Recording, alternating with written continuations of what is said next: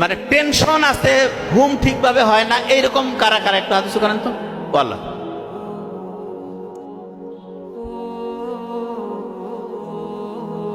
আচ্ছা ঠিক আছে, হাত নামান।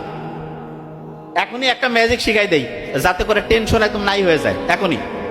এখনই শিখবো এবং এখনই কাজ হবে, দেখবেন। টেনশন হওয়ার কারণ কি জানেন? মাথার মধ্যে ঝড় চলতেছে, ঝড়। এই ঝড়টাকে হচ্ছে যে এখনই ঠান্ডা করতে হবে। জল উচ্ছ্বাস চলতেছে মাথার মধ্যে।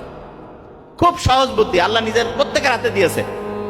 আচ্ছা, এখানে শ্বাস প্রশ্বাস চলতেছে না এরকম কেউ আছেন যে শ্বাস প্রশ্বাস নিতে পারতেছে না এরকম কেউ? কয়েকজন হাত উঠাইছে। ও ভেরি নাইস। আচ্ছা, ও হয়তো বুঝতেছে না যে শ্বাস প্রশ্বাস জিনিসটা কি, কিছু তো চেষ্টা করতেছি না, অটোমেটিক হচ্ছে। আচ্ছা, ভেরি নাইস। এই পৃথিবীতে কি এমন কোন জীবিত লোক আছে যার শ্বাস প্রশ্বাস বন্ধ আছে? কেউ আছে? নোবডি। এইবার একটা কাজ করব আমরা, সেটা কি? শ্বাস প্রশ্বাসের সাথে আমাদের একটা নার্ভের সম্পর্ক আছে, যেই নার্ভটার নাম হচ্ছে ফ্রেনিক নার্ভ। এই নার্ভটা কি করে জানেন? এই নার্ভটা যদি ঠান্ডা হয়, শান্ত হয়, সে তার পরেরটাকে, ওইটা তার পরেরটাকে, ওইটা তার পরেরটাকে, এরকম করে লক্ষ লক্ষ কোটি কোটি নার্ভ মুহূর্তের মধ্যে শান্ত হয়ে যায়।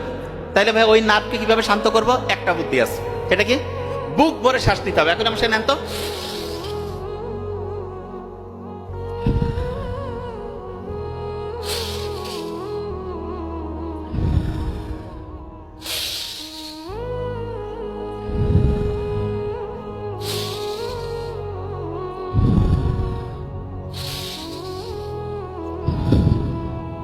আজানের সময় আমরা নিতে পারতাম, লাভ হইতো। ওই সময় মাথায় কাজ করে নাই, পানি খাই নাই, তো কাজ করতে পারে নাই।